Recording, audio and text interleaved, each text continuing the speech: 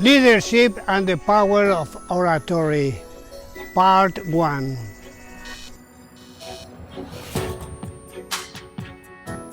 The leader of excellence must necessarily have a high quality of public speaking. That is the essential tool for the leader to communicate his or her message effectively. I am José Manuel García-Lomas Allen-Perkins, President and first consultant of the firm García-Lomas Allen-Perkins, the ADO Corporation. Leadership and all action in the business world are based on human behavior. And if we consider that my success is measured by the results of my employees, then part of my success will be to influence the attitude of my employees. Management is people, said Peter Drucker. Leadership management is people. The orders are not enough to motivate because we'll act based on our objectives. That is why the collaborator is the first client of the leader, of the director. He will buy his ideas if he sees his wishes fulfilled, if we know how to motivate him.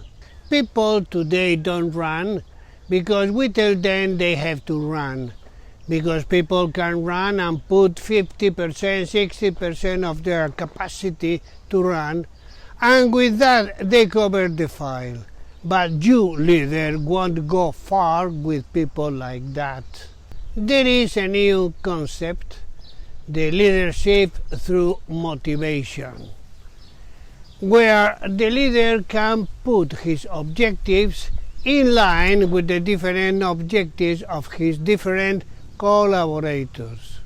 Hence, not to orders and yes to suggestions, because this way of directing is a subtle but very effective way of directing, given that, how can I collaborate with you? I will reject your suggestion if it is my own wishes that are at stake. Therefore, not to the chain of instructions, but the chain of conviction. Therefore, as leaders, we must know as soon as possible the motives, desires, and problems of our collaborators, because motivation is the ultimate reason of human behavior. Therefore, our objective as leader, manager, director, seller, is to know as soon as possible the motivation of my collaborators. The leader of excellence is the one who 1. Commits people to action, 2. Who turns followers into leaders, and 3. That can turn leaders into agents of change, said Warren Bennis. Facts, no words. The leader exemplifies the ideal in action, leads by example. He is paradigmatic, paradigm, example or exemplary, something that serves as an example or model of how things should be done. Every action requires a leader to lead it. Lead by example. To lead is to guide leaders not only in the company, but with everyone who needs us, with their family, friends, employees, etc. With the values that guide the actions, values like Plato's 4 paradigms, the good doing the good, the beauty feeling the beautifulness, the truth being able to discriminate, separating the right from the wrong, the good from the bad, etc. And remembering what the Christ said, you will know the truth, and the truth will make you free. And the 4th paradigm, the justice, valuing what is just, values that guide actions. Leaders are not born, they are made. They are primarily self-made. They look for causes before effects.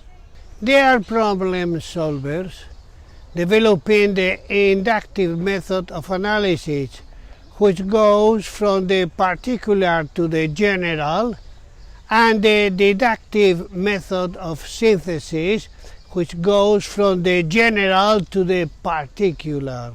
We are talking about the charisma of the leader. And what is the charisma of the leader?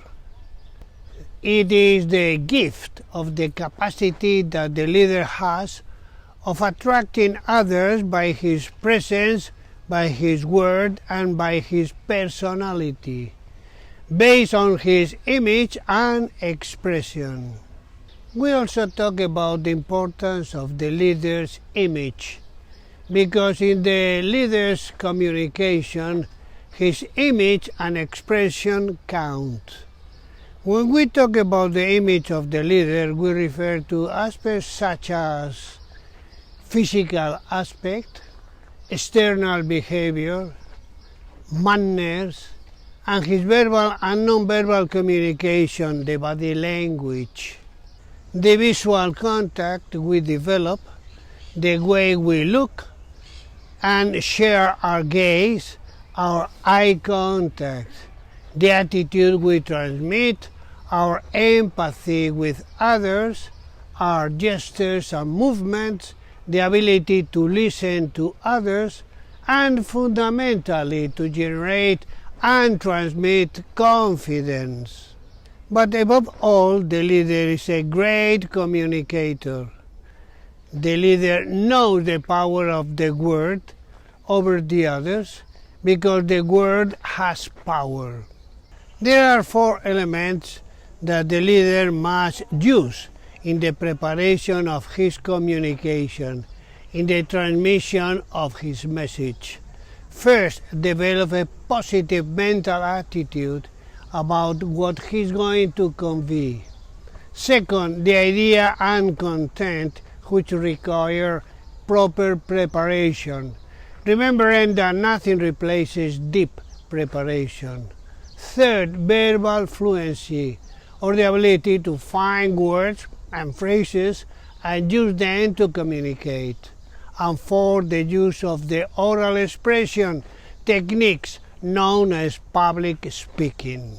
Within the public speaking, we will refer both the form, the how do we say it, and the content, what we say. The way we speak, how we say it, has 2 aspects. One, how to use our voice, with 10 points to be discussed, and second, our appearance, with 3 points to be addressed. And the content, what we say, has 3 aspects. One, the opening, our beginning. Second, the issue at hand. And 3, the closing, our end.